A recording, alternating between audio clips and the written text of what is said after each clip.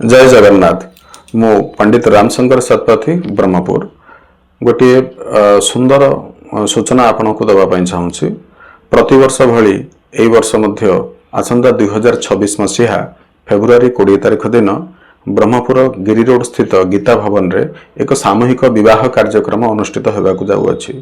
एहाकू परिचालनार दायित्व नहीं ब्रह्मपुर गोटे प्रतिष्ठित चैरिटेबल ट्रस्ट जहाँकि ब्रह्मपुर घरे घरे परिचित अनुष्ठान कान्हा चैरिटेबल ट्रस्ट रे अनेक वर्ष हला सामूहिक भावे विवाह एवं सामूहिक व्रत मध्य निरीह ब्राह्मण पिला माननकु संग्रह करी ग्राम ग्रामरु जिला जिलारु संग्रह करी ब्रह्मपुर एही कार्यक्रम चैरिटेबल ट्रस्ट परिचालन करी आछी।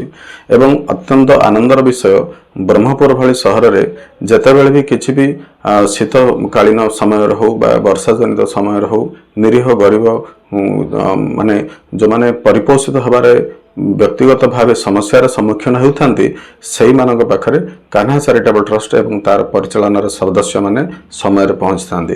तो मु अत्यंत आनंदित एवं एही कार्यक्रम को भगवान पाखरे निवेदन करुच्ची जे जगन्नाथ आपण आशीर्वाद रे ए कार्यक्रम सुंदर भाव परिचालना हो। कहीं ना शास्त्र रे गोटे वर्णना करा जायछि गोटे कन्याकर बाहागर को 10टी पुओ सहित समान करा जायछि। जार शास्त्र लोक उल्लेख रही 10 पुत्र समा कन्या 10 पुत्रान प्रवर्धयन यथफलम लभते मर्त्य स्तल्लभ्यम कन्या एकया।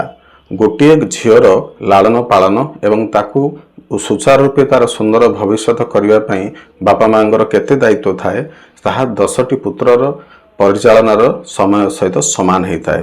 तो ये अत्यंत गौरवर विषय।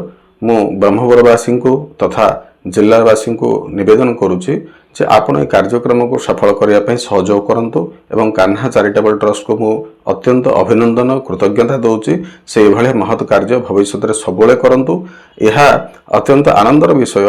राज्य सरकार मध्य या उपरे त्वरान्वित पदक्षेप नहीं विवाहर एक स्वतंत्र विभाग सी सृष्टि करछन्ते जोठी कन्या मानकर सामूहिक विवाह पे मध्य से विभिन्न प्रकार योजना करछन्ते। सेथिपई राज्य सरकार मध्य बहुत बहुत साधुवाद। समाज रे परिवर्तन पई आमे भिन्न भिन्न व्यस्तता भितर रही थाउ तापई सेवा होचे गोटे माध्यम। जदियो काय मन वाक्य शारीरिक आर्थिक विभिन्न प्रकार सेवा रही मु मध्य से भले सेवारे सबुले निजको नियोजित करि थाए। एहा ब्रह्मपुरवासी बहुत सुंदर भाव जानी। खास करी एही कान्हा चैरिटेबल ट्रस्ट जे मुखिया अछंती श्रीमती रंजना मिश्र मैडम तांकरी आनुकूल्य रे तांकरी प्रचेष्टा एवं तांकरी सदिच्छा जोगु एभले अनुष्ठान आज ब्रह्मपुर रे हेई पारुछि। मु मध्य निजको अत्यंत गर्वित मन करुछि।